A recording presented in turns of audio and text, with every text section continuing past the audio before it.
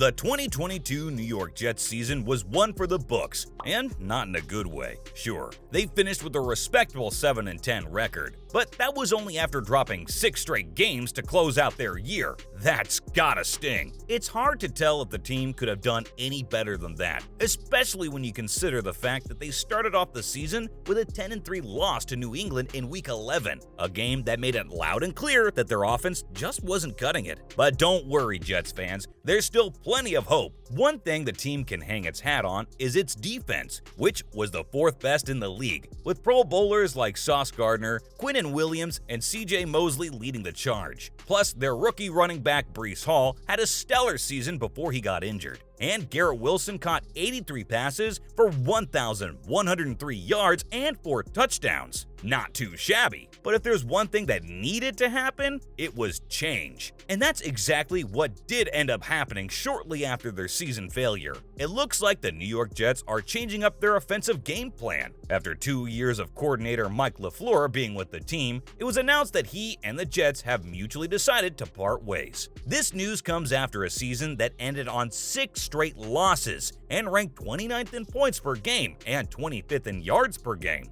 O-line take a lot of pride in the run game.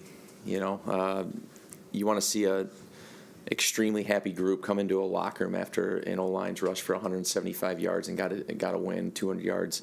It's no surprise that LaFleur is a hot commodity, as several teams have put in requests to talk to him about his next opportunity. LaFleur has history with the Jets head coach Robert Saleh, having previously coached together for the 49ers from 2017 to 2020. Prior to his time with the Jets, LaFleur had experience with the Falcons and Browns as an offensive assistant and intern respectively. You'd like to see guys have success, and success can happen. Obviously, it's going to start in the practice field, and it might just be 1 week, but you wish success upon. Among all these guys. It's not shocking that LaFleur is out of a job. After all, it was him who had made quarterback Zach Wilson their number 2 pick in 2021. Though Wilson has played 22 starts in the last 2 seasons.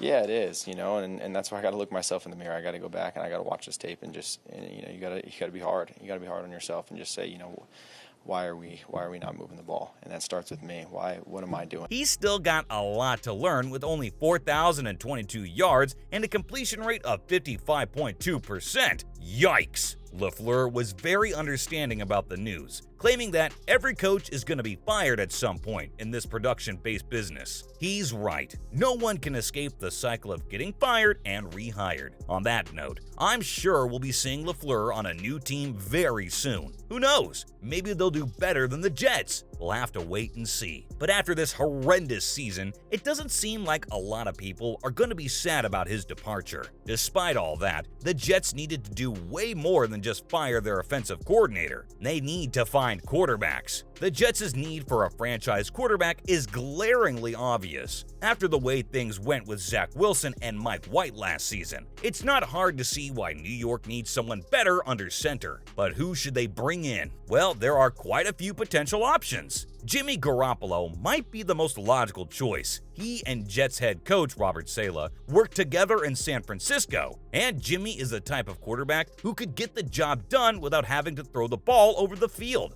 So I don't look at it like, yeah, they moved us and they got some yards. We just couldn't create any negative yardage in the run game. But I don't know if the run game killed us today as much as This would be great for a Jets team that needs someone who won't lose games for them. Another potential option is Derek Carr, but after a rocky season in 2022, he may not be at the top of the Jets' wish list. Then there's Tom Brady, who could potentially return to the AFC East during the final stage of his career. Tough position. I mean, that's a big position for an offense, center position, and obviously we all hated to lose Ryan.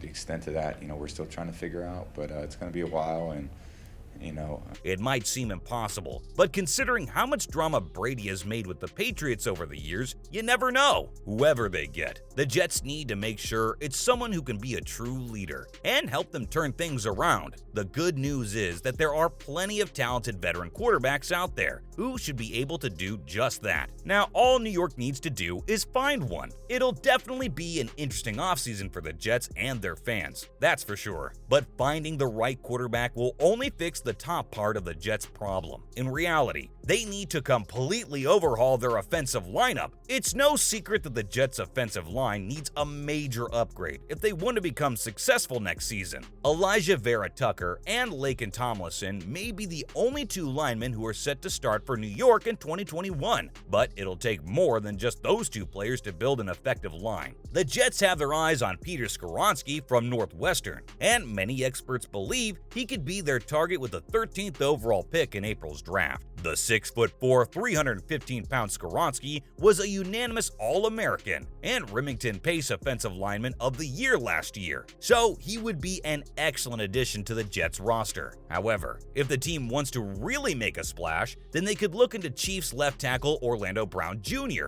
who might test out free agency this year. He's a bit expensive, but his presence on the offensive line could definitely help the Jets back in the playoff hunt. The Jets could also look at more affordable options in free agency, such as guard Matt Pryor and tackle Cameron Irving. All three of these players would be great additions to an offensive line that desperately needs upgrades if New York is going to do any better next season. Whether it's Skoronski, Brown Jr., Pryor, or Irving, the Jets need to make sure they get someone who can be a true leader and help them turn things around. If they can find that player, then the Jets could have a much better 2023 than most people expect. But there's one thing that a lot of people aren't talking about right now, and it's the Jets' skill positions. The Jets absolutely need to upgrade their skill positions if they want to have any chance of success next season. They might have two gems in Denzel Mims and Elijah Moore, but they need more depth and talent if they're going to make a push for the playoffs. The team should definitely look into upgrading their running back position this offseason. DJ Chark could be an ideal free agent acquisition if the Lions don't re-sign him,